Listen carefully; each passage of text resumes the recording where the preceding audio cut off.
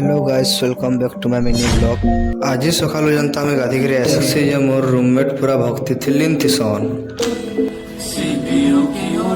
कहला जे कि आज का है महाशिवरात्रि। तो इटा में बाहर गलो नहीं राज जीवा लगी भक्ति ते अतकी लीन थिले जे तो जुतार लेस्ता ही गला गले लगो अब अटकी उटकानी है ना बोल से आऊं मैं दूर नु सिग्नेचर टे मारी करे बाहर जा जनता बस स्टॉप के आसू के तो बस भी पले आसी भील सीट सुटानी मिलवा बोले बस तो जल्दी जल्दी चढ़ी जा सीट टे मिला नहले तो ठिया ही गिरी जवार के पड़ी जेटा हमर हॉस्टल पाकर शिव मंदिर थी तो लाइन तो पूरा बाहर जा किलोमीटर सही टाइम पहला पले आसू रेलवे स्टेशन के एतके इटा ऑटो उठ लागी थी बेले ऑटो थी बसी करी पले आसू ऑटो भीतर के नहीं ढुके वाले टिके चालवार के लागसी तो फाइनली 40 चला करे आमे लिंगराज पहुंची जासू केते डे भीड़ थी संजय तो नहीं कहो ई बन के जानता आसू मोर रूममेट तो आधी पुकार बेलनी